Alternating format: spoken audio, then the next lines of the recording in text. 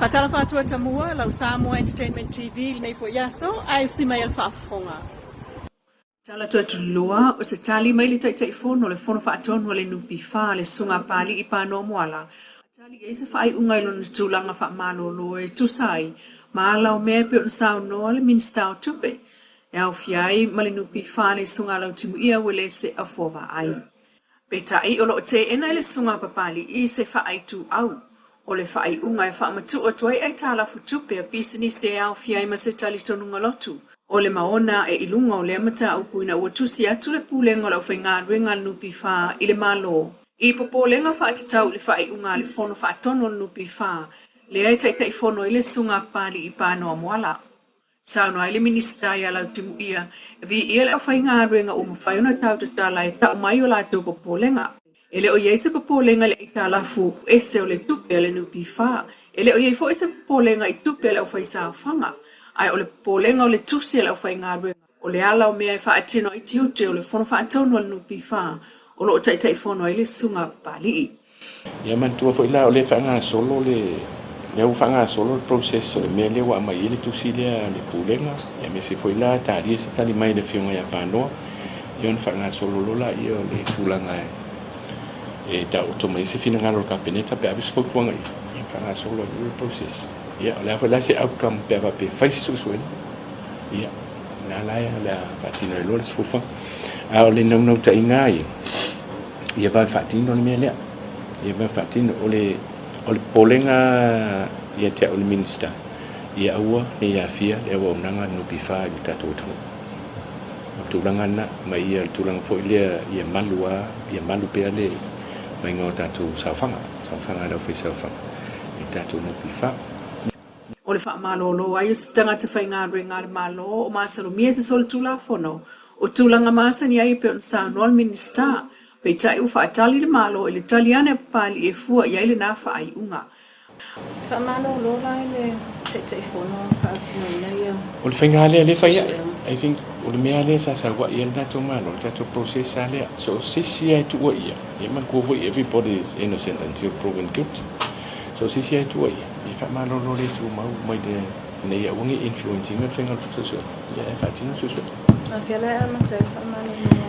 E whaatali le mea lea se I wha mai am tato process lo wha ngasol ne. Ai o anga masani ai lava le al nupi wha. O le nono atua na tupe tua. E tupu ai le tupe ma whanau mai ai le si itia o whaamonianga e maua. E ana pa anga whaisa whanga. Ai o le tā ua le mata upo le whainga ruenga. O le mawhai ai leo na wha upu atu la atu popolenga. O atangi ai le ai o se tui fefe sa iai. Ina ne ia wha ina ngā ruenga pe atau te tala. Inisi o tala o mea le lei upolu ele o maua I savai. O se wha maoninga o le nā wha upunga o mōli mawina pe le mtanga ruenga o soifua malolo ina. Pe fo on tala no ai le sunga ato Dr. Glenn Fatupaito. Sui wha aton sila mtanga ruenga o soifua malolo ina I lunga le Radio Polynesia. E tasi lava le masini le ultrasound I savai. O lo o il falma au tu le mali e tōtanu mawhili le lua I tua sivi. E tuli tasi uma I aitina ma I kanga I savai le masini le ai tasi tua sivi. Mo le whaalongoina o lato manawa I lo ai le tūlanga o iei le pepe I tutonu o le manawa o le tina. O le mai asan te anei na toe whaapopo I le isi ultrasound machine. O le mea lo whaafoma I mai saina lo ngālulu e il falma I e pia. O le masino yunilu o rua tolu ntaunu ua I fo I le mea alofa mai saina e au fiai vai la au ma me whainga ruenga I wha o ngā mo tongu fiti. Pei tai o sao noa le li fo ma il wha au popoina pe o tina maitanga mai mana o mia lava nisi masini ultrasound el fale mai. E ui ua wha ali liu le wha atau si usi ungol mlai wa alele pito isa sa e a vea ma solar panel farm o le wha ato anga o mai leila. Pei tai sao noa o loi lungo le TV e wha kasa Wa noa le tua tu se sifo o le se le awala I tau fia le tua I tau nu o valele talu ele se noa o ese fofuanga al komiti whaafoe o te tau ona whaise paka mo valele la iti pe lea o le whaase e anga I sifo e whai ai le regional terminal e malanga sao I tangata malanga I savai I matutuila ai tuu le noa I ala popoa. Ua kau o ka ko kilo fo ile inga I kau ke whaia se kūlanga e ka ofiela mele o delay of flights. O langa tila mai ia isi flights mai isi ako onga ole uki o le space o le fo ia paka ia isi va lele i lunga ka ko April ne lunga lele. Se lunga la ia se ia fako afu mai le o langa sau ia sau mau langa paka. Ka singa vaenga o le ua ia i le fuafuanga le pūlenga fo i le comic whafoe ia le fionga fo i le kai fongo. Ia masa vai inga i wakaulo o nga wha mei ia se terminal fo i lea mo vale laiki. Ia. Vale laiki la le langa le whao uma le si pikole le kusi sifo. E vale laiki. O ngala ua i le fuafuanga o le mei ngai o le anga ngai o i malai vale i le Sheraton le kula. O le fuafuanga wha penga i kala mai o le waf. O fia whai eila ia le terminal nga ka ua le ka ua domestic o le o le o ngai kukuina. So e mawhailanga mako ka ua le regional terminal le merenga. Ia nga ia ala i o ka kukuina peo sa wa i o kuala ia nga i o i le terminal nga. Ia ai kuu le vangoi i wala po i ka komenti i wala po. Ia, pe o kasinga o fuanga o le avaku le mako karsanga nga i le whionga whota mai kai pāmia mar ka pingeka. E nga ia maisela ko whakanga nga mako ke whakingo le mera nga o nga ua mga o mia maver koi whale lenga o kongor ka ko malai wale le au ku. Ua mai a avatul tal sanga ka peneta mo se whaatananga e whaatino ile na wha moe moe. E iei maliu na whaatino i sawa i na moli mawina ile whaale tono le wila. Sa wha moe moe iei fufuanga umai le ao ma le po. Ai o le aisa la po a wha apitoa mo palapala malo.